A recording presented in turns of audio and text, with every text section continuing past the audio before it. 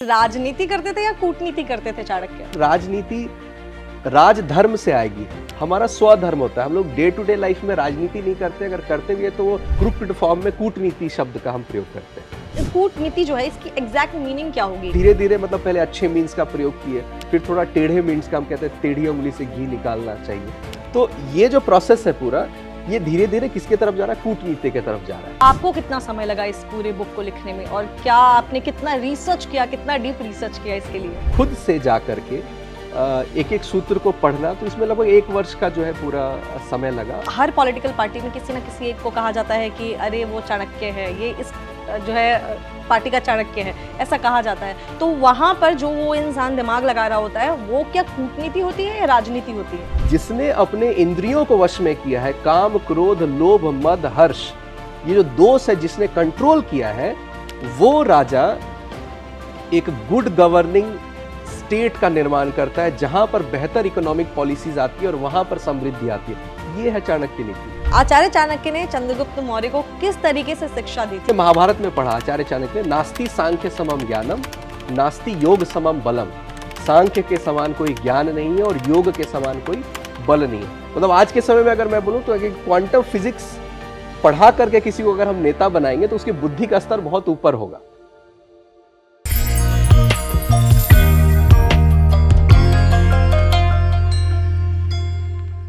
नमस्कार, मैं नेहा राजपूत आप सभी का एबीपी लाइव धर्मा लाइव पर स्वागत करती हूं। आज हम जिस विषय पर बात करने वाले हैं, जिस टॉपिक को लेकर हम आए हैं, वो बड़ा ही खास है और वो मुझे लगता है हर इंसान के जीवन से जुड़ा हुआ है। सबसे एक आसान सी चीज़ आपको बताती हूँ, थोड़ा आपको आइडिया लग जाएगा। जब भी हमारे आसपास कोई बहुत ज़्यादा दिमाग लगाता है ना, या बहुत ही ज़्यादा चालू बनता है, तो हम कहते हैं चाणक्य वाली बुद्धि लगा रहा है, दिमाग लगा रहा है। ऐसा हमारे जीवन में अक्सर हमें कोई ना कोई देखने को मिल जाता है।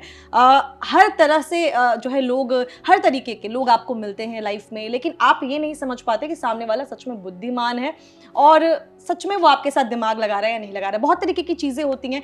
कभी कभी मैं भी सोचती हूँ कि इतना दिमाग चाणक्य के पास आया कहाँ से। ये सारी चीज़ें जब दिमाग में आती हैं और आप लोगों के सवाल आते हैं, तो हमने सोचा क्यों ना किसी एक ऐसे इंसान को बुलाया जाए स्टूडियो में बात करने के लिए, जिन्होंने चाणक्य के ऊपर तो किताब ही लिख डाली है और चाणक्य के जीवन से वो उनको बहुत सारी चीज़ें जानने को भी मिली हैं। तो सबसे पहले हम स्वागत करते हैं अपने गेस्ट का, और सबसे पहले आपको बता दूं कि उन्होंने जो किताब लिखी है वो है चाणक्य इंटेलिजेंस। तो सबसे पहले स्वागत कर लेते हैं हमारे गेस्ट रवि जी का। रवि जी, आप पहले भी आए हैं, आपको हमारे दर्शक जो है बहुत ही बखूबी जानते हैं।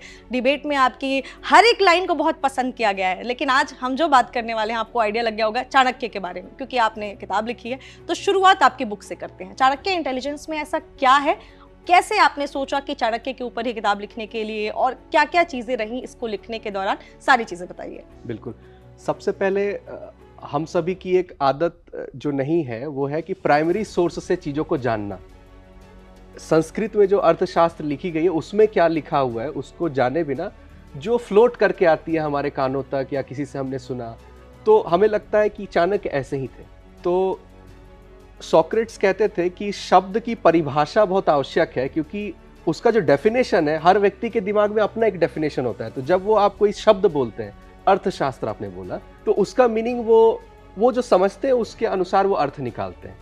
तो जब मैंने सूत्रों को देखा तो पता चला कि ये बात तो बाहर आ ही नहीं रही है। मतलब चाणक्य को हम क्रुक समझ रहे हैं, भेद बुद्धि वाला समझ रहे हैं, या कूटनीतिज्ञ समझ रहे हैं, लेकिन जो पूरा पर्सपेक्टिव है कि धनानंद को क्यों उन्होंने हटाया राजगद्दी से और चंद्रगुप्त मौर्य को क्यों स्थापित किया, तो ये पूरी प्रक्रिया क्या रही, तो ये जब सूत्रों को कोई देखता है तब समझ में आता है कि ये बातें बाहर आ ही नहीं रही है। जबकि 20 से ज़्यादा मान लीजिए पुस्तकें लिखी गई है और इकोनॉमिक्स पे बहुत बात हुई है, राजनीति पे कम बात हुई है।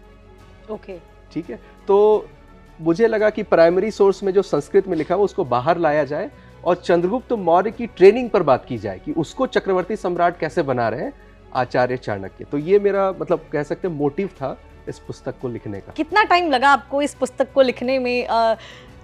ये जानना ज़रूरी है, क्योंकि जब भी इंसान कोई चीज़ पे रिसर्च करता है और किसी चीज़ पर जब बुक लिखने की बात करता है तो जाता है, तो बहुत सारा समय लगता है। तो आपको कितना समय लगा इस पूरे बुक को लिखने में, और क्या आपने कितना रिसर्च किया, कितना डीप रिसर्च किया इसके लिए? जैसे मेरी प्रक्रिया रहती है कि मैं 20 पुस्तकें ना जा करके, जो मूल पुस्तकें हैं वो अगर 5 है तो वो 5 को पढ़ा जाए। तो चाणक्य ने 3 पुस्तक, अगर मैं 3 पुस्तक के रूप में कहूँ तो अर्थशास्त्र, चाणक्य सूत्र और चाणक्य नीति, ये 3 जो है मतलब 6000 सूत्र है, फिर आप समझ लीजिए 500 है इस संख्या में। तो ये सूत्र मतलब फॉर्मूले के रूप में है, 1 लाइनर है, 2 लाइनर है। तो खुद से जा करके एक एक सूत्र को पढ़ना, तो इसमें लगभग 1 वर्ष का जो है पूरा समय लगा। और क्योंकि जैसे मैंने पहले भी कहा कि दर्शन शास्त्र जब आप पढ़ के आते हैं तो लेंस आपको भारतीय मिलता है, तब आप जब पढ़ेंगे चाणक्य के अर्थशास्त्र को तो कुछ और दिखेगा आपको, और सीधे पढ़ने जाएंगे तो जो हमारी अंडरस्टैंडिंग है राजनीति को लेकर के, पॉलिटिक्स को वही हम ढूंढने लगते हैं वहाँ पर। तो 1 वर्ष का समय लगा। और जो मूल पुस्तकें हैं, जैसे वाचस्पति गैरोला जी ने चौखंबा पब्लिकेशन की पुस्तक आती है, मोटी सी पुस्तक है। आर श्यामा शास्त्री, जिन्हें 1905 में ओरिएंटल लाइब्रेरी में ये पुस्तक मिली, 800 साल बाद ये पुस्तक मिली। मतलब ये भारत में थी ही नहीं पुस्तक, लोगों के मतलब आप समझ लीजिए मेन स्ट्रीम नहीं थी ये पुस्तक, तो ये मिली ही बहुत रिसेंट मतलब। तो उनकी जो लिखी हुई पुस्तक है उसको भी मैंने देखा। तो ऐसे कई पुस्तकें हैं जिनको मैंने देखा प्राइमरी सोर्सेज से, और वहाँ से फिर ये पूरा अपना वर्क बाहर लाया। ये इसलिए पूछा मैंने आपसे क्योंकि बहुत सारे लोग ये जब बहुत सारे लोग जो राइटर बनना चाहते होंगे या जो किसी विषय में इंटरेस्टेड होंगे, आपके माध्यम से उनको समझ में भी आएगा कि हाँ किस तरीके से प्रोसेस आगे बढ़ना चाहिए। बाकी एक चीज़ आप बार बार कह रहे हैं राजनीति, लेकिन इनके साथ तो जोड़ा जाता है कि कूटनीति करते थे। तो अब ये मेरा सवाल ये रहेगा कि राजनीति करते थे या कूटनीति करते थे चाणक्य? कूटनीति एक सबसेट हम बोल सकते हैं, एक तरीका। राजनीति एक बड़ा गोल होगा। राजनीति मतलब राजा राजधर्म से जुड़ा हुआ है। डे टू डे लाइफ में जो हम कूटनीति कर रहे हैं उसको हम राजनीति कह देते हैं। लॉबिंग हो रही है, परिवारों के बीच में है, भाइयों के बीच में अगर कहीं फैमिली डिस्प्यूट है, प्रॉपर्टी को लेकर डिस्प्यूट है, ईर्ष्या है, तो हम कहते हैं राजनीति वो कर रहा है बहुत ज़्यादा। लेकिन राजनीति राजधर्म से आएगी। हमारा स्वधर्म होता है। हम लोग डे टू डे लाइफ में राजनीति नहीं करते, अगर करते भी है तो वो क्रुक्ड फॉर्म में कूटनीति शब्द का हम प्रयोग करते हैं। तो राजनीति इज समथिंग अबाउट गवर्नेंस।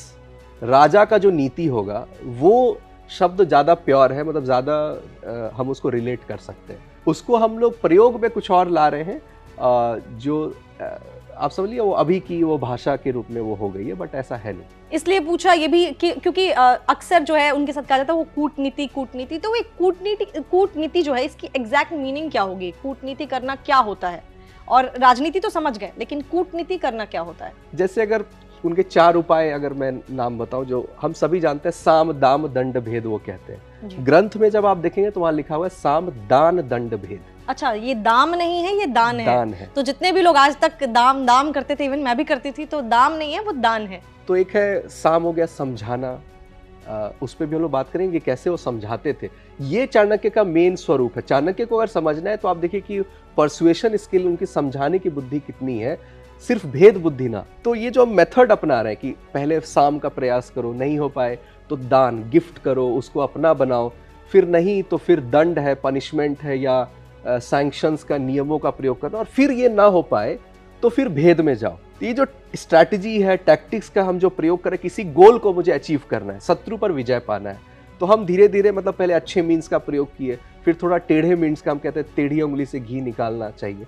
तो ये जो प्रोसेस है पूरा, ये धीरे धीरे किसके तरफ जा रहा है? कूटनीति के तरफ जा रहा है। तो हमें एक गोल अचीव करना है, उसके लिए मोरली साउंड नहीं करेगा वो प्रोसेस, मेरा लगेगा कि ये सही नहीं लग रहा है, लेकिन वो कहते हैं ना कि एक जो लक्ष्य है उसको प्राप्त करने के लिए आपको कई रास्ते अपनाने पड़ते हैं, तो लक्ष्य इंपॉर्टेंट होता है। तो ये चाणक्य की भाषा में ये कूटनीति का रास्ता हो गया कि आपने कुछ जो एक आम व्यक्ति को लगेगा कि ये सही नहीं है मतलब, लेकिन बिगर गोल के लिए, एक मान लीजिए एक साम्राज्य को बचाना है, तो उसमें आप आदर्श को नहीं लाते। जैसे एक सामान्य आदर्श होता है कि अतिथि मेरा देवता के स्वरूप में हम उसे घर में सत्कार कर रहे हैं, लेकिन बॉर्डर पे कोई बिना वीज़ा बिना पासपोर्ट के अगर आ रहा है तो वो अतिथि अगर हम कह रहे हैं तो वो कन्फ्यूज़न क्रिएट कर रहे हैं हम कि ये स्वधर्म है और वो राजधर्म है। तो वहाँ पर हम बोलेंगे कि नहीं, वो वहाँ पर लोगों को लेकर नफरत क्यों कर रहे हो? बॉर्डर तो हमने ऐसे बना दिया है, मतलब लोगों से नफरत नहीं करना चाहिए। तो वो आम व्यक्ति का पर्सपेक्टिव सही है, लेकिन राजनीति के हिसाब से, राजा के हिसाब से वो पर्सपेक्टिव सही नहीं है। तो वहाँ पर वो जो है वो काइंड ऑफ जो नीति का प्रयोग हो रहा है, तो थोड़ा कूटनीति की तरफ हम उसको हम समझते हैं।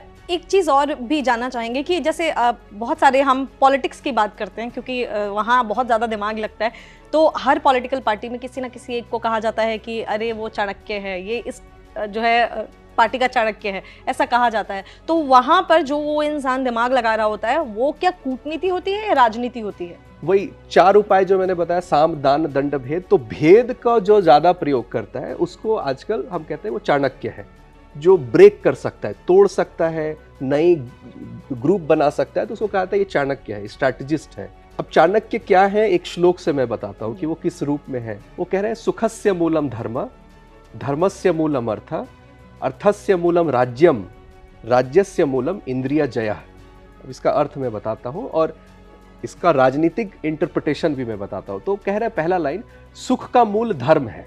सुख मतलब एक व्यक्ति के लिए भावना हो सकती है सुख, लेकिन साम्राज्य के लिए, राज्य के लिए सुख क्या होगा? समृद्धि, प्रॉस्पेरिटी अगर है, ग्रोथ है अगर, तो हम सुख कहेंगे साम्राज्य के लिए। तो उसका बेसिस क्या कह रहे हैं चाणक्य? धर्म। अब धर्म की परिभाषा पिछले सेशन में मैंने जो बताई थी कि धर्म में अगर एक मैं रिकॉल करूं उसमें से बस एक, कि अकाउंटेबिलिटी ऑफ एवरी पर्सन, जज, आईएएस, पुलिस, प्यून, ये हर व्यक्ति को जो कर्तव्य दिया गया है, अपने कर्तव्यों का अगर सही ढंग से वो पालन करता है तो वो धर्म का पालन करता है। तो आप देखिए, अगर सभी व्यक्ति अपना अपना काम ढंग से करेंगे तो समृद्धि आनी ही है। लेकिन अगला लाइन क्या कहते हैं? धर्मस्य मूलम अर्थः, धर्म का मूल अर्थ है। और अर्थ का हम लोग इकोनॉमिक्स ऐसे समझते हैं, अर्थ में आप इकोनॉमिक्स, पावर, पॉलिटिक्स, तंत्र, ये सब आ जाएगा। तो मतलब जहां गवर्निंग बॉडी होगी वहां ही अकाउंटेबिलिटी आती है। मतलब किसी देश में हम कहें ये करप्ट देश है और किसी देश में हम कहें कि यहाँ सरकार ही नहीं बन पाती है, तो मेरे लिए बेहतर रिलेटिवली क्या है? करप्ट देश बेहतर है, क्योंकि यहाँ सिविल वॉर हो जाता है, गवर्नमेंट बनती है फिर गिर जाती है, फिर बनती है गिर जाती है। तो इकोनॉमिक पॉलिसीज कब आएगी, समृद्धि, कोई चांस ही नहीं है। उससे बेहतर है कि एक स्टेबल गवर्नमेंट है, 5 साल 10 साल 15 साल, तो थोड़ी करप्ट है। तो ये कह रहे हैं धर्मस्य मूलम अर्थ, लेकिन उसके पहले वो कह रहे हैं धर्म अर्थस्य मूलम राज्यम, स्टेट। कॉन्सेप्ट होना चाहिए देश का, राष्ट्र का, राज्य का।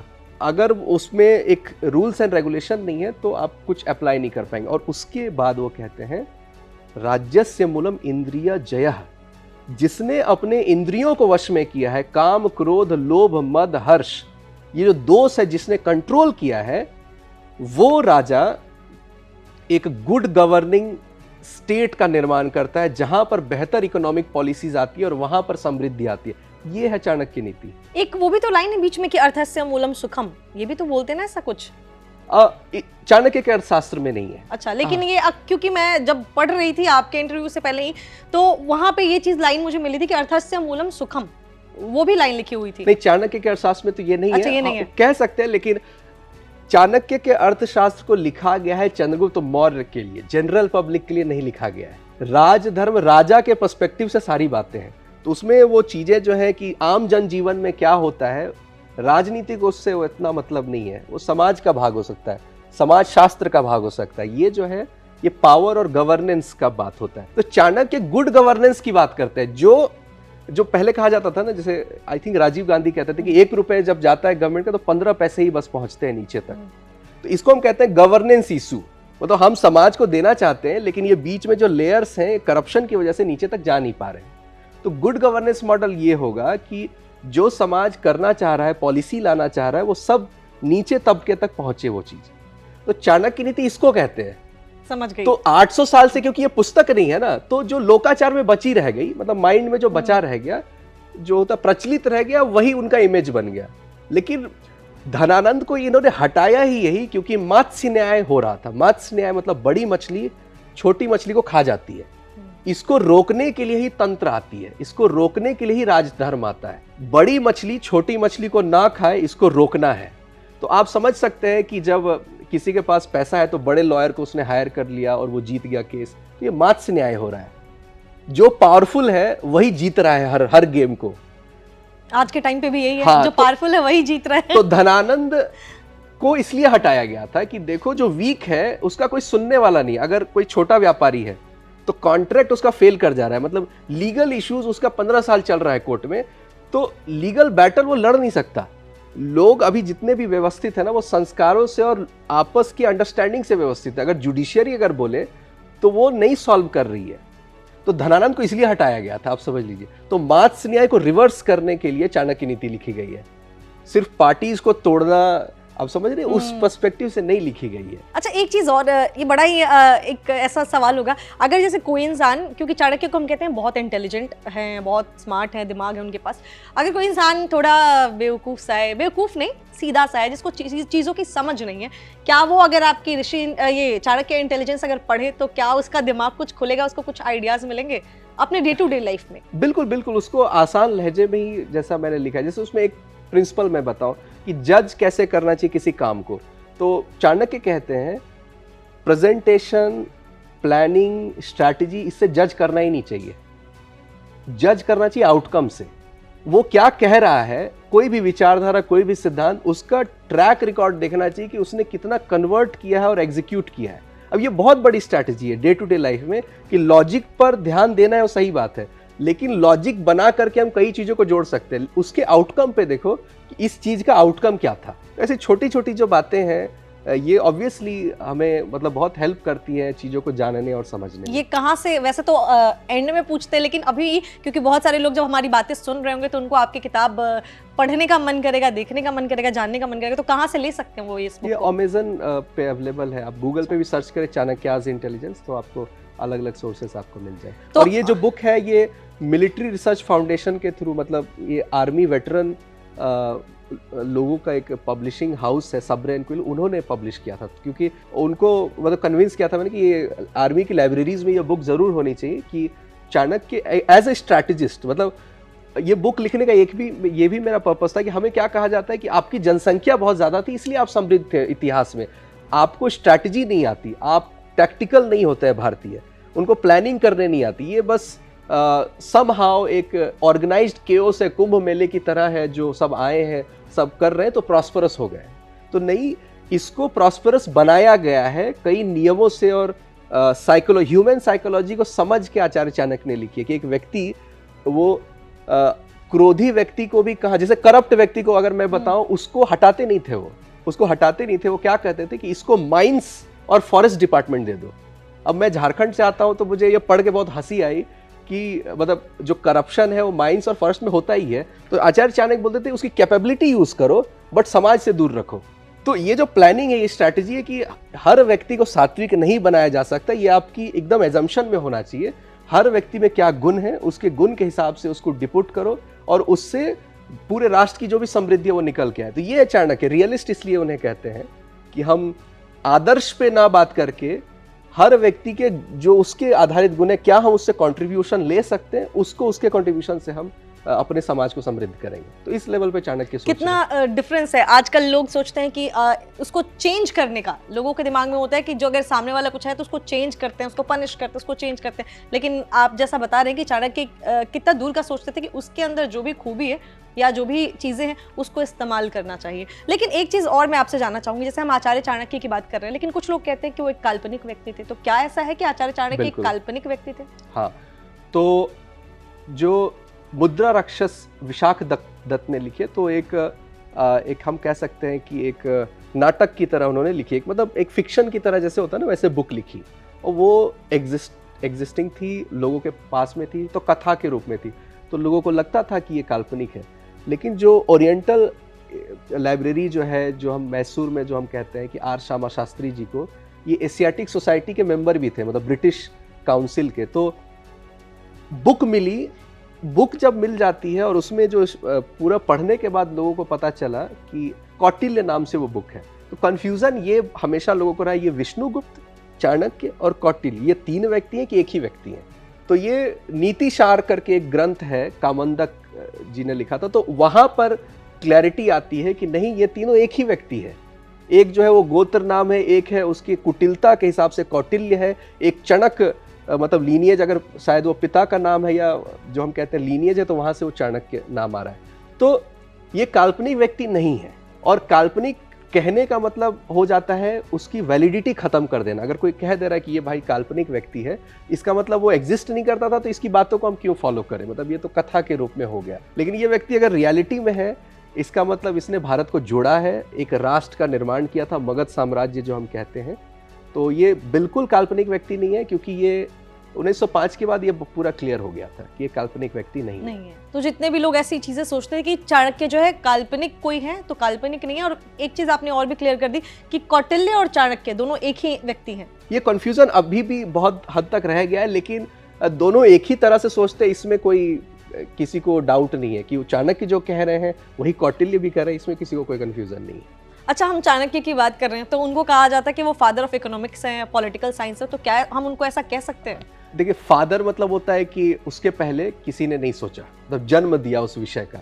तो जब अर्थशास्त्र लिखा गया तो उन्होंने अपने गुरुओं को नमन किया है, ठीक है। तो इवन वेस्ट में भी मतलब एक बुक लिखी गई, उसमें बराक ओबामा ने प्रीफेस दिया है, कमेंट्री दिया है, एक वेस्टर्न ऑथर ने लिखी है आचार्य चाणक्य के ऊपर, कौटिल्य करके। तो उसमें उन्होंने लिख दिया है कि father of political science and all. एक और बुक है, उन्होंने लिख दिया फादर ऑफ रियल, मतलब actual father of economics, not the Adam Smith but Chanakya. But Chanakya के अर्थशास्त्र में खुद ही लिख रहे हैं वो अपने गुरुओं को नमन कर रहे हैं, ठीक है। अब जैसे विदुर अगर हम नाम ले रहे हैं तो विदुर नीति हम देख रहे हैं, भीष्म पितामह को हम देख रहे हैं, और वहां पर वो शुक्राचार्य, बृहस्पति, इनको नमन कर रहे हैं। और ना जब भी वो सूत्रों को लिखते हैं तो पहले अपने मान लीजिए 6 गुरुओं का पर्सपेक्टिव लिख रहे हैं कि उनका विचार ये था, दंड इतना देना चाहिए, फिर ऐसे ऐसे ऐसे, फिर लास्ट में अपना कंक्लूजन देते हैं। तो ये क्या कर रही है, इसको हम कहते हैं कल्मिनेशन, मतलब ये अपने लीनियज, गुरुओं का जो भी ज्ञान था उसको ध्यान में रख करके उसके बाद अपने विचारों को उन्होंने लिखा। तो फादर तो नहीं हुए, पहली बात। तो उनको फादर ऑफ पॉलिटिकल साइंस या इकोनॉमिक्स हम नहीं कह सकते। हम ये कह सकते हैं कि एग्जीक्यूट, रियल में उसको उतारना, अप्लाई करना, उसमें हम बोल सकते हैं कि वो उसमें से बहुत महान होंगे, क्योंकि वो तक्षशिला से जो आते हैं और देखते हैं कि यवनों का आक्रमण हो रहा है और भारत की स्थिति गड़बड़ है, और फिर धनानंद को कन्विंस करते हैं और वो नहीं मानता है, तब उसको ही हटा देना। ये आज के टाइम में चाणक्य नीति यही लोग समझते हैं ना कि इसको पावर से कैसे हमको हटाना है। तो चाणक्य ने ये तो किया, हटाया, और फिर चंद्रगुप्त मौर्य को ट्रेन करके फिर बैठाया। तो ये जो पूरा प्रोसेस है, इसमें हम देख रहे हैं कि अपने गुरुओं के ज्ञान को उन्होंने बताया, तो परंपरा को उन्होंने लिखा उसमें। तो फादर नहीं कह सकते। एक और चीज, जैसे आपने विदुर का नाम लिया, विदुर नीति भी है, चाणक्य नीति भी है। विदुर नीति ज्यादा अच्छी है, चाणक्य नीति ज्यादा अच्छी है, मतलब आसान भी कह सकते हैं, या जिसमें एकदम जो इंसान को बहुत जल्दी समझ में भी आए। दोनों में डिफरेंस क्या है, पहले तो ये बताइए, और उसके बाद किस तरीके से दोनों एक दूसरे से जो है क्या क्या चीजें सीख सकते हैं विदुर से और चाणक्य से। पहले तो युग धर्म होता है, वो द्वापर युग का नीति है और ये कलयुग का नीति है। तो काम ज्यादा कौन सा करेगा, जिस युग में आप रहते हैं। तो चाणक्य नीति ज्यादा काम करेगी, ठीक है। तो एक तो ये पर्सपेक्टिव हो गया दोनों युग का। जैसे अब अगर हम राम राज्य की कई नीतियों की बात करें तो सारा नीति जरूरी नहीं कि कलयुग में अप्लाई हो पाए, क्योंकि उसको रेस्पॉन्स देने वाली सोसाइटी नहीं है आपके पास। जैसे डिफरेंस मैं बताऊं, अभी की सोसाइटी है उसको हम कहते हैं इंडिविजुअलिस्टिक। एक व्यक्ति की स्वतंत्रता, उसके अधिकार इंपॉर्टेंट है समाज से और परिवार से। यही संविधान और यही पूरे 300 साल 400 साल की जो लर्निंग है पूरे विश्व की, उसमें एक व्यक्ति को सर्वोपरि रखा गया, ठीक है। जब विदुर नीति और चाणक्य नीति को पढ़ेंगे, उन दोनों में क्या समानता है, वो क्या कहते हैं कि जब परिवार की बात आए तो स्वयं को त्याग दो, ग्राम की बात आए तो परिवार को त्याग दो, राष्ट्र की बात आए तो ग्राम को त्याग दो, और ब्रह्म की बात आए या परमार्थ की बात आए तो राष्ट्र को त्याग दो। तो ये क्या एक प्रायोरिटी ऑर्डर है। तो 3-4 जनरेशन पहले जो हमने भारत में क्या देखा कि अगर 3 भाई है तो उसमें 2 भाई सैक्रिफाइस कर रहे कि एक को पढ़ते हैं, हम लोग मेहनत करते हैं, इसको शहर भेजते हैं, ये अच्छा पढ़ लिख कर आएगा और हम लोग यहाँ खेती करते हैं और ये करते हैं। तो ये परिवार भावना क्या है कि कलेक्टिवली वो एक दूसरे को सपोर्ट कर रहे हैं, उसमें 2 भाई त्याग कर रहा है, ठीक है। अभी ये पॉसिबल नहीं है। ये देखिए डिफरेंस हो गया समाज में। अभी तीनों भाई हैं, वो तीनों कॉम्पीट करेंगे, मतलब मुझे भी ग्रो करना है, मुझे भी और मुझे भी।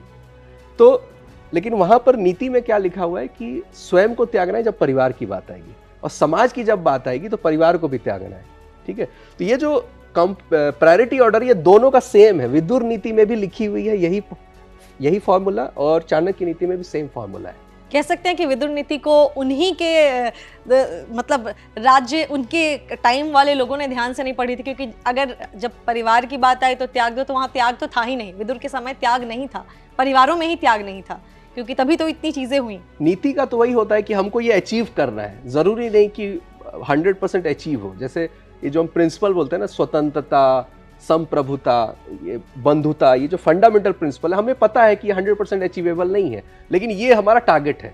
तो नीति, तो ये भी बात है कि चाणक्य ने अगर सेम सूत्र को लिखा है, इसका मतलब उन्होंने विदुर नीति को भी पढ़ा और उसमें से जो जो उन्हें लगा उसमें से उन्होंने निकाला सूत्र। तो सेम सूत्र भी आपको मिलेंगे, मतलब कि विदुर नीति के सूत्र और इसके सूत्र एक जैसे हैं। जैसे अभी के टाइम की हम बात करें, कलयुग जैसे कह रहे हैं, तो कलयुग में ही है हम। चाणक्य ने भी कलयुग के हिसाब से ही चीज़ें लिखी थी। अगर अब तो वो है नहीं, लेकिन उस टाइम जब उन्होंने लिखी होगी तब माहौल, समय अलग था। अब समय बहुत अलग हो चुका है। अगर आपके हिसाब से, क्योंकि आपने किताब लिखी है, आप उनके जीवन में उतर के आपने उनको देखा है एक तरीके से, तो अगर आचार्य चाणक्य अभी होते तो क्या करते? अगर व्यक्ति के स्तर पे बात करें और राजा के स्तर पे बात करें, दो स्तर पे बात होगी। एक आम व्यक्ति कैसे बिहेव करेगा और एक राजा कैसे बिहेव करेगा। तो कलयुग में वो भी थे और हम भी हैं। तो उन्होंने कहा था कलयुग है तमस प्रधान। तमस प्रधान मतलब इसमें पावर क्या है? भौतिकता है। भौतिकता आपको ट्रैप करेगा, आपको कंट्रोल करेगा। तो इससे बड़ा पावरफुल क्या होगा? इंद्रिय जय। एग्जाम्पल मैं देता हूँ। बहुत लोग बोलते हैं कि योगी आदित्यनाथ जी की पॉलिसी पे बात होगी कि इन्होंने ये अच्छा नहीं किया, ये अच्छा किया। लेकिन एक तीसरे प्रकार के व्यक्ति आएंगे, बोलेंगे योगी व्यक्ति क्या कर रहा है राजनीति में, ये लाइन आता है। संत महात्मा क्या कर रहे हैं राजनीति में। तो भारत में परंपरा रही है राजा और ऋषि की नहीं, राजर्षि की, राजा प्लस ऋषि।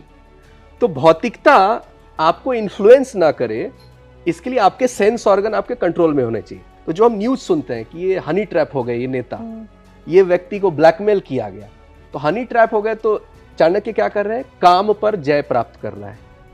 क्रोध, आपने कुछ क्रोध में बोल दिया, आपके रिलेशन खराब हो गए और फिर आपका ही डाउनफॉल हो गया, उसमें गलत एक शब्द निकल गया। तो तमस प्रधान में क्या ना, ये जो दोष है, हमें ये लग रहा है मोरालिटी की बात है, काम को वश में करो, क्रोध को वश में करो, काम क्रोध लोभ को वश में करो।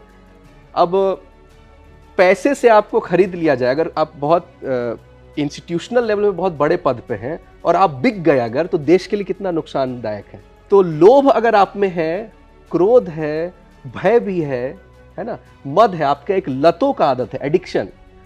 हम लोग जानते हैं कि बड़े बड़े काम कराने के लिए सिर्फ पैसे नहीं, उनको बड़ा स्कॉच विस्की भी गिफ्ट किया जाता है ताकि अपना काम निकल जाए।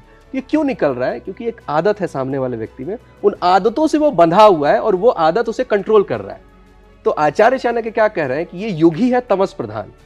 जितनी भौतिकता है आपको कंट्रोल करता है और उस वजह से व्यक्ति आपको कंट्रोल करते हैं। तो ऐसा व्यक्ति जो संत होगा, वो इससे इम्यूनिटी होगी इससे, और इसको वश में नहीं किया जा पाएगा। तो जिस व्यक्ति को इन्फ्लुएंस नहीं किया जा सकता है, वही व्यक्ति पावरफुल होगा।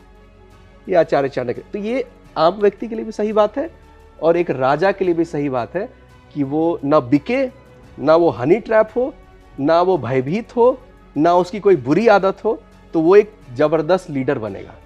ये आचार्य चाणक्य की लर्निंग है कलयुग में। कलयुग के लिए हमने आचार्य चाणक्य का एक शो भी देखा था, टीवी पे आता था, बचपन में मैंने देखा है वो तो। लेकिन मैं आपसे जानना चाहूंगी, इसमें बहुत सारी चीजें मैंने देखी थी। आचार्य चाणक्य ने चंद्रगुप्त मौर्य को किस तरीके से शिक्षा दी थी कि वो, उनकी शिक्षा की जो एक तरीका होता है, हर किसी का एक टीचर का एक पढ़ाने का तरीका होता है, उन्होंने किस तरीके से उनको शिक्षा दी थी, ये जानना चाहेंगे। उन्होंने 4 विषय, 4 विद्याएं बताई। पहले विद्या का नाम था आन्वीक्षकी, दूसरा था त्रयी, तीसरा वार्ता, चौथी दंड नीति। ठीक है, अब ये 4 जो सब्जेक्ट है वो क्या है मैं बताता हूँ। सबसे पहला है आन्वीक्षकी। आन्वीक्षकी क्या है? ये जब बच्चा है व्यक्ति, जब इनिशियल स्टेज में फॉर्मेटिव ईयर्स है, उस समय दंड नीति नहीं सिखाना है। ठीक है, उस समय वार्ता, बिजनेस और ट्रेड नहीं सिखाना है।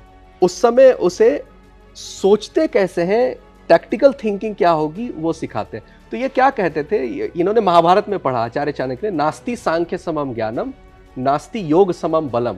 सांख्य के समान कोई ज्ञान नहीं है और योग के समान कोई बल नहीं है। तो आचार्य चाणक्य ने क्या किया? सबसे कॉम्प्लिकेटेड सब्जेक्ट पढ़ा दिया चंद्रगुप्त को। क्यों? बोलेंगे इससे बुद्धि का स्तर बढ़ता है। मतलब आज के समय में अगर मैं बोलूं तो क्वांटम फिजिक्स पढ़ा करके किसी को अगर हम नेता बनाएंगे तो उसकी बुद्धि का स्तर बहुत ऊपर होगा। ठीक है, और योग जो है वो आत्मबल जो है, सेल्फ कंट्रोल जो है वो सिखाएगा। और जो इंक्वायरी है, प्रश्न करने की जो कैपेसिटी है, सही क्या है गलत क्या है, उसमें ऊह और पोह करना, तार्किक बुद्धि, टैक्टिकल माइंड, ये हो गई आन्वीक्षकी। त्रयी हो गई 3 वेद, अथर्ववेद नहीं, बस 3 वेद, ऋग्वेद, यजुर्वेद और सामवेद। ये क्या बताएगा? धर्म और अधर्म की परिभाषा, क्या सामाजिक स्तर पर सही है, क्या गलत है, क्या करना चाहिए नहीं करना चाहिए, वेद से वो सीख रहे हैं। वार्ता हो गई ट्रेड, मतलब एक पॉलिटिशियन को बिजनेस की अगर समझ है, जैसे नितिन गडकरी को कहा जाता है कि उनका 2000 करोड़ का टर्नओवर भी है, तो जनरली भारत में बिजनेसमैन के रूप में पॉलिटिशियन को नहीं देखा जाता है। तो ये कह रहे हैं कि बिजनेस इकोसिस्टम को भी समझने वाला वो राजा होना चाहिए। और लास्ट में दंड नीति, मतलब उसमें है कि व्यक्ति की क्षमा, संत की क्षमा और राजा की क्षमा तीनों अलग होती है। संत हर व्यक्ति को क्षमा कर रहा है क्योंकि वो कह रहे हैं कि वो ध्यान क्योंकि करना चाहता है तो कई विषयों में पढ़ना नहीं चाहता, तो उसकी क्षमा होगी कि हर व्यक्ति को क्षमा कर दिया उसने। व्यक्ति की क्षमा होगी, अपनी कैपेसिटी देखता है, परिस्थिति देखता है, कॉन्टेक्स्ट देखता है, उसके हिसाब से क्षमा करता है या नहीं करता है। राजा इस प्रकार से क्षमा नहीं करेगा, वो नीतियों के आधार पर क्षमा करेगा, नहीं तो जस्टिस नहीं होगा। अगर एक ही क्राइम का वो अलग रूप से पनिशमेंट दे रहा है तो समाज को लगेगा कि उस समय क्षमा कर दिया गया, अभी यहाँ पर उसे पनिश कर दिया गया। तो वो दिमाग लगाकर नहीं, एक विधान से, दंड नीति के हिसाब से उसे क्षमा देना है या दंड देना है। तो ये जो 4 विद्याएं हैं, ये मूल रूप से आचार्य चाणक्य ने चंद्रगुप्त मौर्य को बताई, ये 4 विद्या। एक और शब्द आता है राजश्री, तो ये राजश्री कौन होते हैं? राजर्षि, जो हम बोले राजा प्लस ऋषि। जैसे राजा जनक हुए, मतलब वो ऋषियों या नवरत्नों को जिन्होंने रखा, 9 रत्नों को अपने दरबार में रखा, लर्नेड मैन, इंटेलेक्चुअल को, मतलब अपना जो हम कहते हैं ना कि सर्कल जो है पढ़े लिखे प्रबुद्ध लोगों के साथ रखे, कि हम भले ऋषि ना हो लेकिन इनके साथ रह रह के इनके विचारों से हम ऋषि बुद्धि प्राप्त कर ले। और राजा तो हम है ही जिसमें लीडरशिप क्वालिटी है। राजा या लीडर का जो बेसिक मूल क्वालिटी होता है वो होता है डिसीजन लेना, निर्णय लेना। ये लीडर का काम होता है। किस तरह से ले रहे हैं, क्या सजेशन होना चाहिए, ये आता है सलाहकारों से। और वो हर विषय का ज्ञाता हो नहीं सकता राजा, लेकिन उसे हर विषय में डिसीजन लेना है। तो राजर्षि जो हो गए, ऋषि बुद्धि और राजा की जो क्वालिटी है, ये जो दोनों एक व्यक्ति में होंगे, ऐसा व्यक्ति ही राजा बनेगा। तो भारत का राजा वो अलेक्जेंडर नहीं होता कि युद्ध कर रहा है, और मतलब युद्धों से महानता पैदा करके जो हम लीडर बनाते हैं, वो भारत में महान उन्हें नहीं बनाया गया है। वो इतिहासकारों ने भले बनाया हो। भारत में राजा भोज, जिनका नाम नहीं लिया जाता, अहिल्याबाई होलकर, जिन्होंने गवर्नेंस मॉडल को लाया, मतलब आप युद्ध जीत गए, इसके बाद आपने समाज में क्या किया, वहां से महानता की बात होगी। जीत गया आपने, अब आपने योगक्षेम लाया कि नहीं, समृद्धि लाया कि नहीं, ये आपकी महानता की बात है, ना कि कितने युद्ध आपने जीते हैं। तो वेस्ट कॉन्करर्स को हीरो बनाता है। देखो भाई, इसने दुनिया को जीत लिया, ये चंगेज खां था, ये अलेक्जेंडर था। भारत में जीतने के बाद किसने धर्म का पालन करवाया है, समृद्धि लाई है, वो महान होगा। तो राजर्षि होना कंपलसरी है। अगर ऐसा व्यक्ति नहीं होगा तो फिर वो कॉन्करर ही रहेगा। कि कह सकते हैं इलेक्शन जीत जाना काफी नहीं, इलेक्शन के बाद जो कौन आपके यहाँ काम करवाता है वो महान हुआ। बिल्कुल बिल्कुल। एक और चीज, चारवाक की बात है, क्या चाणक्य जो थे वो चारवाक थे?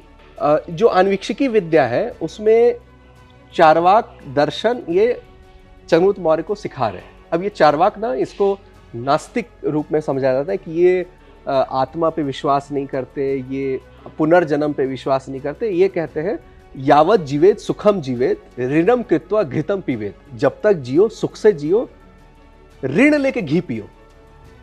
ये जो फुल्ली मेटेरियलिस्टिक व्यक्ति होता है, YOLO, you only live once, जो जेंजी का एक वर्ड होता है ना, योलो। जो हम देखते हैं वो मानते हैं, जो नहीं देखते हम उसको नहीं मानते। ये विद्या इन्होंने थोड़ी सिखाई है चंद्रगुप्त मौर्य को। क्यों, मैं बताता हूं। इन्होंने कहा कि एक सेंस में कि भारत में कोई भी कमजोर व्यक्ति जब उसको सताया जाता है तो क्या कहता है कि कर्मों का हिसाब हो रहा है, चित्रगुप्त सब लिख रहे हैं, तो इसका भी न्याय होगा। और ये सांत्वना लेकर एक कमजोर व्यक्ति फिर वो विद्रोह नहीं करता, फिर वो कहता है कर्म ही सारा विधान करेगा। तो ये कह रहे हैं जब तुम राजा होगे तो न्याय कैसे करोगे, कर्मों के आधार पर कि न्याय को अपने हाथ में लोगे। तो जनता के लिए तो कह दिया जाएगा कि तुम परमात्मा के अंश हो, ताकि ये जो विधि है, कर्मों की विधि, ये तुम्हारे कंट्रोल में आ जाए और तुम्हें पुनर्जन्म पे नहीं जाना है।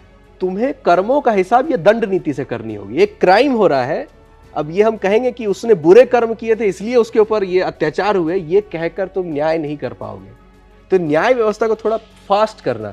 तो justice delayed is justice denied, आज भी हम कहते हैं कोई न्याय अगर 15 साल लग रहा है वो न्याय नहीं हुआ। तो कर्मों के आधार पर, और भारत में जब ब्रिटिश के शासन में हम थे ना, तो कई इंटेलेक्चुअल भी कहते थे कि ये सब कर्मों का फल है, और वो लड़ते नहीं थे, नहीं हमने कुछ बुरे कर्म किए होंगे इसलिए हमारे ऊपर ये हो रहा है अत्याचार। तो ये स्वामी विवेकानंद, अरविंद घोष, इनको बड़ा मेहनत करना पड़ा राष्ट्रवाद लाने के लिए, तो यहाँ पर जो आचार्य चाणक्य सिखा रहे हैं, चार्वाक दर्शन थोड़ा सा इसलिए बीज डाल रहे हैं कि एक तो तुम वैरागी ना बन जाओ, जो बाद में लोगों के साथ हुआ, बाद में राजाओं के साथ हुआ, कि भौतिकता भी तुम्हारे अंदर है और कंट्रोल अपने हाथ में लो। पावर को तुम्हें एक्सरसाइज करना है, तो पावर का प्रिंसिपल में कर्म को हटाना पड़ेगा। तो वो चार्वाक दर्शन से वो आचार्य चाणक्य चंद्रगुप्त को सिखा रहे हैं। एक चीज और जानना चाहेंगे, जैसे आपने तो पढ़ी है इसीलिए, और आपने लिखी है बुक इसीलिए पूछ रहे हैं, अभी का आप टाइम देखिए, हमारे इंडिया की बात कर रहे हैं, भारत की बात कर रहे हैं, आपके हिसाब से क्या आपको लगता है कि चाणक्य की नीतियों में से कुछ भी अंश अपनाया जा रहा है? क्योंकि आपने कहा कि जो ये है दंड नीति है वो ज़्यादा लंबी नहीं होनी चाहिए, दंड है जो बहुत दिन तक नहीं होना चाहिए, जस्टिस जो है जल्दी जल्दी वहाँ होना चाहिए। आजकल तो क्या ही होता है, कोई रेप केस आ जाता है 13 साल 14 साल ऐसे टाइम चला जा रहा है। तो आपके हिसाब से आप हर तरीके से देखिए, चाहे वो पॉलिटिक्स हो चाहे हर तरीके से, क्या चाणक्य की नीतियों को अभी फॉलो किया जा रहा है या कुछ भी अंश है बचा हुआ उनका? एक नीति जो मैंने देखी, जैसे अश्विनी जी आए या एस जयशंकर, ये पॉलिटिशियन बने, लेकिन पहले क्या थे? ब्यूरोक्रेट थे। ठीक है, तो आचार्य चाणक्य अमात्य शब्द का प्रयोग करते हैं। तो बहुत लोग अमात्य को मंत्री से इक्वेट कर देते हैं। अमात्य मतलब होता है एडमिनिस्ट्रेटर, मतलब वो ब्यूरोक्रेसी और IAS भी थे अब उस काल के। तो ये कहते हैं कि इसको प्रमोट करके मिनिस्टर बनाना होता है। तो ब्यूरोक्रेट्स को मिनिस्टर बनाना है, ये एक चाणक्य नीति है। तो एस जयशंकर पहले वो ब्यूरोक्रेटिक व्यक्ति हैं, डिप्लोमेसी दिखा रहे हैं, और ऐसे व्यक्ति को फॉरेन मिनिस्टर बनाया गया, ना कि पॉपुलर लीडर को। अभी देखिए, चुनाव का प्रक्रिया होता है, इलेक्शन होता है, पहले सिलेक्शन होता था, चुना जाता था, मेरिटोक्रेसी था कि ये इस व्यक्ति के लिए इसकी मेरिट है तो इसको बनाया जा रहा। तो ये एक मुझे दिखा कि चाणक्य नीति है ये। लेकिन अगर आप बोलिएगा जुडिशियरी या जो व्यवस्था है, अभी क्या है कि हमारा हर काम पहचान पे, इन्फ्लुएंस पे, हमें सामाजिक रूप पे प्रोटेस्ट करना पड़ता है। मतलब चीज़ें क्या है, न्याय डिले भी है और न्याय बराबर नहीं है। आप जितने इन्फ्लुएंशियल है, आपका प्रोसेस उतना फास्ट होता है। तो ये तो ऑब्वियसली चाणक्य नीति नहीं ही है। मतलब ये क्योंकि ये कंट्रोल हमने समाज को ही दिया हुआ है, और समाज जब तक इवॉल्व नहीं होगा, सिविलाइज समाज नहीं होगा, तब तक वो वैसे लीडर को लाएगा नहीं और तब तक वो बदलाव आएगा नहीं। तो ये इट्स अ लॉन्ग प्रोसेस, जो हम लोकतंत्र में कहते हैं कि जैसे जैसे समाज बढ़ेगा वैसे वैसे क्योंकि लीडर उसकी परछाई होते हैं। हम लीडर को कितना भी बोल दें, वो हमारे बीच से ही निकले और हमने ही उन्हें चुना है। यानी कि आपके हिसाब से अभी कुछ चीजें हैं, कुछ भी मतलब 0.5% या 0.2%, कितना आप देंगे परसेंट जो अभी बाकी जो चल रहा है चाणक्य का, और बाकी सब लोग भूल चुके हैं? हाँ, मतलब एक होता है उसके पालन करना, जैसे धर्म की व्याख्या हम लोग करते हैं, धर्म का आचरण नहीं करते। तो आचरण में लाना ये आखिरी प्रक्रिया होती है कि वो आपके कॉन्शियस माइंड में आ जाए। तो वहाँ पर एक तो मिसिंग लिंकेज पूरी तरह से है ही कि व्यवहार में वो नहीं है। क्योंकि चाणक्य नीति कूटनीति सिर्फ नहीं है, जैसा मैंने कहा ना, गवर्नेंस चाणक्य नीति है, अकाउंटेबिलिटी चाणक्य नीति है, धर्म का पालन करवाना चाणक्य नीति है।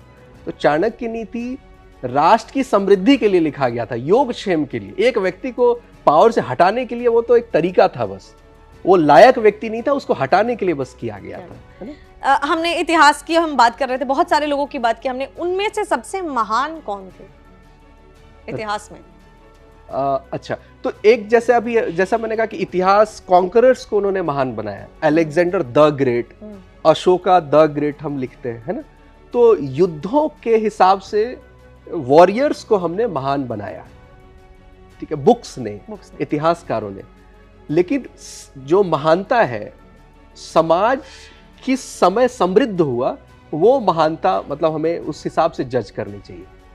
तो पूरे राष्ट्र को एकजुट करना, जैसे अफगानिस्तान और ईरान तक, और इधर जो अखंड भारत जैसे एक राष्ट्र के रूप में किया, तो वो महान हम कह सकते हैं। समुद्रगुप्त के समय जो हम कहते हैं कि जो आर्ट है, लिटरेचर है, वो बहुत इवॉल्व हुआ। राजा भोज के समय तक बहुत सारा कार्य हुआ। अहिल्याबाई होलकर ने वापस सारे तीर्थ स्थानों को ऊपर लाया। और गवर्नेंस का एक जो होता है ना, महिला सशक्तिकरण जो हम कहते हैं, लीडरशिप, तो हम लक्ष्मीबाई को हमने पढ़ा है।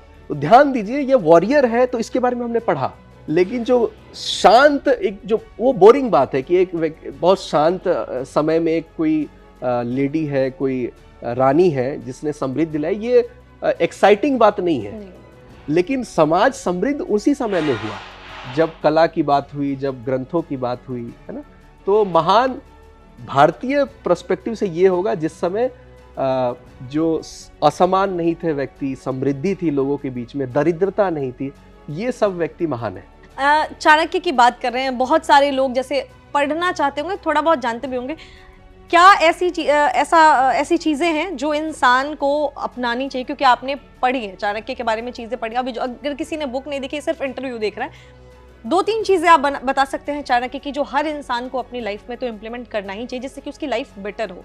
बिल्कुल, साम दान दंड भेद में साम पे बात करते हैं। साम सुन रहे हैं बार बार, साम पे बात की है क्या चाणक्य ने, उस पे बात नहीं होती। साम मतलब होता है परसुएशन, समझाना। हम नेगोशिएशन कर रहे हैं, मेरा बिजनेस का डील है, किसी को समझाना है, एज अ टीचर है, स्टूडेंट को समझाना है ना, कहीं मुझे अपनी बात मनवानी है, तो साम उन्होंने कैसे बताया कि पहले करो गुण संकीर्तनम।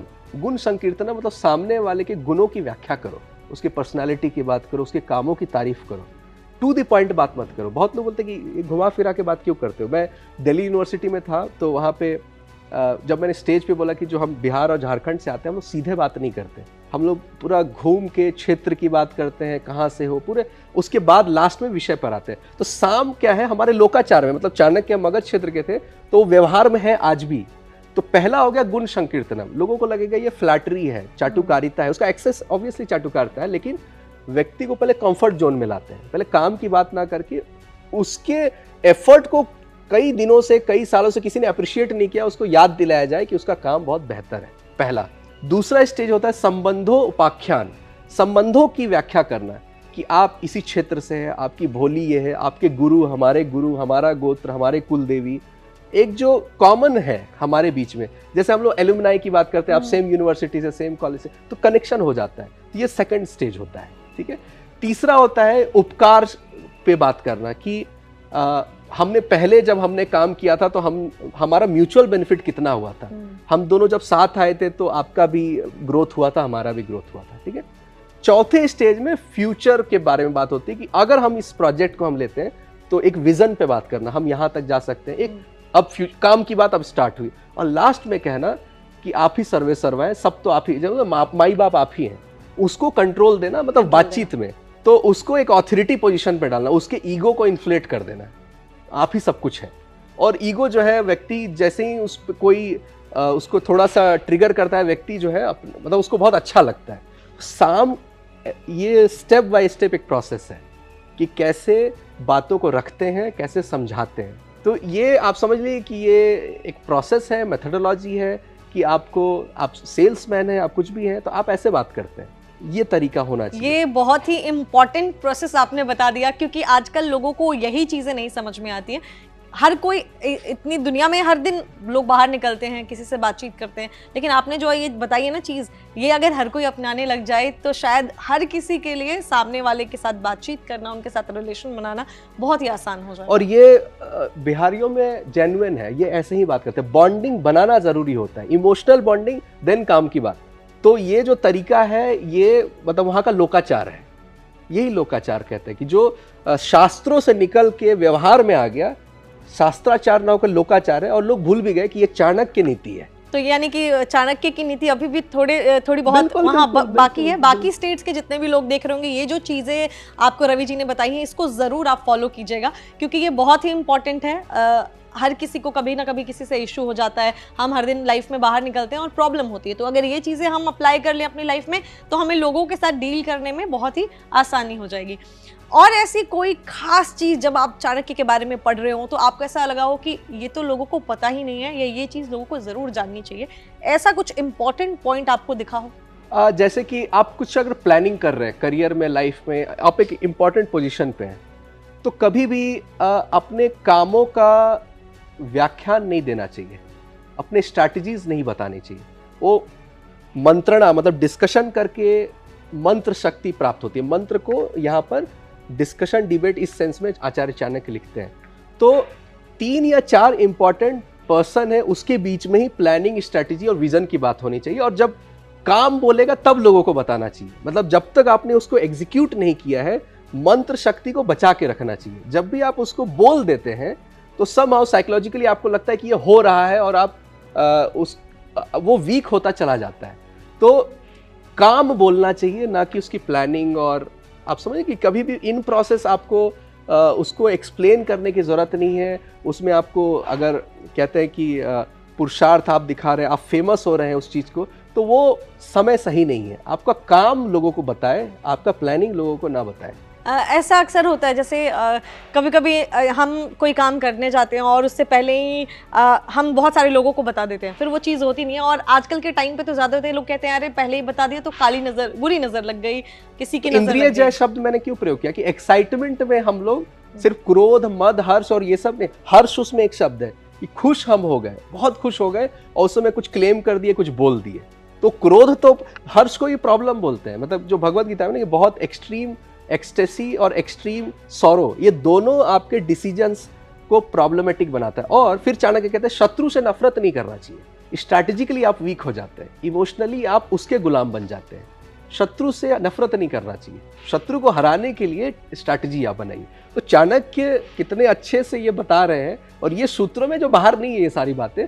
क्यों नहीं बाहर है? क्योंकि ये चंद्रगुप्त मौर्य के लिए लिखी गई थी, आम व्यक्ति के लिए नहीं लिखी गई थी। एक लीडर के लिए जो है उसके लिए ये सारी बात लिखी गई। लेकिन एक कॉमन मैन भी इस चीज को अपनी लाइफ में इम्प्लीमेंट कर सकता है। तो मुझे लगता है आपकी बातें सुनने के बाद कि, या मुझे तो लग ही रहा है जो उधर कैमरे पे देख रहे होंगे, अभी हमारी इस वीडियो को देख रहे होंगे, उनको भी मन कर रहा होगा कि कब आपकी जो है चाणक्य इंटेलिजेंस पढ़े और वहाँ से ऐसे ही बहुत सारी चीज़ें सीखे। क्योंकि आजकल डे टू डे लाइफ में ना बहुत सारी परेशानियाँ लोगों को होती हैं, और अगर थोड़ी बहुत भी हेल्प मिल जाए, गाइडेंस मिल जाए, लोग टीचर ढूंढते हैं, गुरु ढूंढते हैं। मुझे लगता है जीवन को जीने के लिए जो हम परेशानियां झेल रहे हैं, चाणक्य से अच्छा शिक्षक कोई नहीं हो सकता, उनसे अच्छा कोई बताने वाला नहीं हो सकता। बिल्कुल बिल्कुल। हम आध्यात्म की बात करते हैं, ये भौतिकता की बात कर रहे हैं। तो भौतिकता पर डे उसका रिक्वायरमेंट होता है। मटेरियलिज्म की जो दुनिया है, ये पर डे हम लोगों से इंटरेक्ट कर रहे हैं, इन्फ्लुएंस हो रहे हैं, इन्फ्लुएंस करना चाह रहे हैं, तो वहाँ पर आचार्य चाणक्य ऑब्वियसली सबसे ज़्यादा यूजफुल है। एक और आखिरी सवाल कि क्या जो चाणक्य ने जितनी भी चीज़ें बताई हैं, वो हर तरीके की लाइफ में, चाहे वो आप जॉब करते हो, क्योंकि अब तो राजा है नहीं, अब तो एक नॉर्मल इंसान है जो जॉब करता है, जिसकी पर्सनल लाइफ है, तो क्या चाणक्य ने हर तरीके की बात की कि आप अपने निजी रिश्तों में भी कैसे रहेंगे, आप बाहरी रिश्तों में भी कैसे रहेंगे? क्या हर तरीके का ज्ञान दिया, या सिर्फ यही बताया कि आप जब घर से बाहर निकलते हैं या बाहर के लोगों को डील करते हैं, उनके साथ कैसे रहना है? उन्होंने देखिए समाजों के ऊपर भी पूरा चैप्टर दिया है, कॉन्फ्लिक्ट के ऊपर। देखिए कई हजार साल पहले लिखी गई है, और उन्होंने क्या बात लिखी है कि 2 घर के बीच में 3 फीट का अंतर होना चाहिए, या एक दीवार पे 2 घर नहीं होना चाहिए, एक घर का पानी दूसरे घर पे नहीं पड़ना चाहिए, ये झगड़े का कारण होता है। तो विवाद जो है, जो मतलब कॉन्फ्लिक्ट रेजोल्यूशन, जो झगड़े का निवारण है, उसमें बहुत सारे बातें आचार्य चाणक्य ने की है, ठीक है। और वो हम गलती आज भी दोहरा रहे हैं। वो कह रहे हैं कि दंड और भेद को परिवारों के बीच में इस्तेमाल नहीं करना है। ये स्ट्रिक्टली बोलते हैं कि साम और दान, ये 2 उपाय को आप परिवारों के बीच में प्रयोग करिए, आपसी मतभेदों को समाप्त करने के लिए प्रयोग करिए। तो ये इन्होंने तो ऐसा नहीं लिखा कि एक व्यक्ति को कैसा करना चाहिए, लेकिन जो उन्होंने पुस्तक लिखी, समाज को कैसे, जो नियम कानून लिखे गए कि इसके लिए पनिशमेंट है, इसके लिए पनिशमेंट नहीं है, तो उसमें झगड़े का जो कारण सब है, उसमें दिखता है कि वो झगड़े आज भी है, कि घरों के बीच में अंतर होना चाहिए। एक ही दीवार से अगर 2 घर है, और वो कह रहे हैं कि जो शत्रु होता है वो बॉर्डर पे जो होता है वही आपका शत्रु होता है टेक्निकली। और बॉर्डर और जो कॉमन जो बोलते हैं ना कि शत्रु का शत्रु मित्र है, ये चाणक्य नीति से आती है। उसका जो शत्रु है वो आपका मित्र बन जाता है। तो डे टू डे लाइफ में तो सबसे इंपॉर्टेंट हो गया इंद्रिय जय, कि आप अपने को पहले सेल्फ कंट्रोल में आप आ जाइए। अगर आप सेल्फ कंट्रोल में, आप जैसे हम कहते हैं ना कि अगर हर शब्द या किसी की शब्दों से आपका मूड चेंज हो जाता है, आप गुस्से में हो जाते हैं, तो वो आपको टेक्निकली इन्फ्लुएंस कर रहा है। आप पे अगर प्रभाव पड़ जाता है लोगों का, उसने मुझे ऐसा बोल दिया, उसने मेरे साथ ऐसे बिहेव किया, तो आपने कंट्रोल उन्हें दे दिया है। अगर आपको फर्क ना पड़ने लगे, तो आप इंपावर कर रहे हैं अपने आप को, तो आप उन्हें फिर इन्फ्लुएंस करेंगे, क्योंकि आप इन्फ्लुएंस होते नहीं हैं। तो आप जब परेशान नहीं होंगे तब तो बेहतर स्ट्रैटेजी बनाएंगे, जब आप परेशान ही रहेंगे तो फिर तो स्ट्रैटेजी कहाँ से बना पाएंगे? कितनी सारी ऐसी चीज़ें हैं। वैसे आपसे इसलिए पूछ रही हूँ, आपने ऋषि इंटेलिजेंस भी लिखी, चाणक्य इंटेलिजेंस भी लिखी, आगे हमें किसके इंटेलिजेंस के बारे में आपसे जानने को मिलेगा?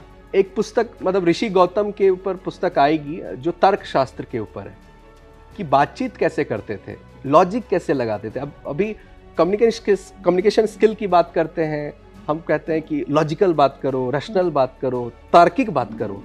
तो तर्क लगाते कैसे, इस पे बात ही नहीं होती है। लॉजिक लगाते कैसे हैं, न्याय कैसे करते हैं, निर्णय कैसे करते हैं, डिसाइड कैसे करते हैं, जज कैसे करते हैं कि दो बुरे में कम बुरा कौन है और दो अच्छे में ज़्यादा अच्छा कौन है। जीवन ऐसे ही प्रश्न हमारे सामने खड़ा करता है। कभी भी बुरा और अच्छा हमारे सामने आता नहीं है, वो तो आसान है चूज करना। दो बुरे में कम बुरा और दो अच्छे में ज़्यादा अच्छा। तो डिस्कोर्स, वाद कैसे करते थे, शास्त्रार्थ कैसे होता था, है ना। तो एक कम समय में बातों को रख करके कन्विंस करना, लॉजिकल बात करना, ये जो विधा है ये ऋषि गौतम के, तो ये भविष्य में आएगी। मे बी 4-5 महीने लगे तो आई थिंक एक टाइटल का मे बी ये नाम हो सकता है, द डायलेक्टिकल ऋषि। आप ऋषियों से बहुत इन्फ्लुएंस लगते हैं आप, और मुझे ऐसा लगता है बहुत कम ही लोग हैं जो हमारे ऋषि मुनियों के ज्ञान को वापस लेकर आ रहे हैं, क्योंकि अभी सब चीज़ें धीरे धीरे लास्ट टाइम हमने लास्ट इंटरव्यू में नालंदा के बारे में डिस्कस किया था, सारी चीज़ें धीरे धीरे लोग भूलते भी जा रहे हैं, खोते जा रहे हैं, मॉडर्न होने के चक्कर में सब चीज़ें भूल रहे हैं। लेकिन थैंक्स टू यू कि आप सारी चीज़ें वापस अपने रिसर्च के द्वारा, अपनी किताबों के द्वारा वापस लेकर, मैं वही चीज़ें वापस ला रहा हूँ जो आज के प्रॉब्लम को सॉल्व कर पाएगा। तो जितनी भी बातें मैंने कही सब आज का भी प्रॉब्लम। लोगों ने, जैसे एक यूनिवर्सिटी में एक स्टूडेंट ने पूछा कि आप ये पुरानी बातें क्यों करते हैं। बोले 1000 साल पहले भी क्रोध प्रॉब्लम था, 1000 साल पहले भी आपकी बात वो नहीं मान रहा है, वो प्रॉब्लम है, इसलिए आज बात कर रहे हैं। वो उस समय भी सॉल्व किया इस मेथड ने, आज भी करेगा, इसलिए हम बात कर रहे हैं। तो जो समस्या का समाधान करे, ऐसे ज्ञान को तो आना ही चाहिए वापस, और बहुत ही अच्छी तरीके से आप लेकर भी आ रहे हैं। तो आज हमने रवि जी से बात की है चाणक्य के बारे में, चाणक्य इंटेलिजेंस इनकी बुक है। लास्ट टाइम हमने ऋषियों के बारे में जब बात की थी तो बहुत सारी जानकारी लोगों को मिली थी, आप लोगों के बहुत सारे कमेंट्स आए थे। आज हमने चाणक्य की बात की और हम उम्मीद करते हैं कि आने वाले समय में जब ऋषि गौतम के बारे में भी इनकी बुक आएगी तो हम उस पर भी डिस्कस करेंगे, क्योंकि आप बहुत ही अच्छी तरीके से, क्योंकि एक होता है ना कि सामने वाले ने किताब तो लिख दी लेकिन उसे समझा नहीं पाता, आप बहुत ही अच्छी तरीके से लोगों को समझाते हैं जो हमारे ऑडियंस को समझ में भी आती है। तो बहुत बहुत शुक्रिया आपका आने के लिए। अगर आप रवि जी की दोनों किताबें, जो ऋषि इंटेलिजेंस है, ये चाणक्य इंटेलिजेंस, इस पर हमने ऑलरेडी वीडियोस की हुई हैं, हमने इंटरव्यू किया था, अगर आप लेना चाहते हैं तो नीचे आपको डिस्क्रिप्शन बॉक्स में उनका लिंक मिल जाएगा, आप वहाँ से ले सकते हैं, अमेजोन पर भी जाके ले सकते हैं। बाकी ऐसी ही बातें हम करते रहेंगे आगे भी। एक बार फिर से बहुत बहुत शुक्रिया आपका आने के लिए। धन्यवाद। तो मिलते हैं किसी अगली वीडियो में किसी खास गेस्ट के साथ, तब तक खुश रहें, ख्याल रखें, नमस्कार।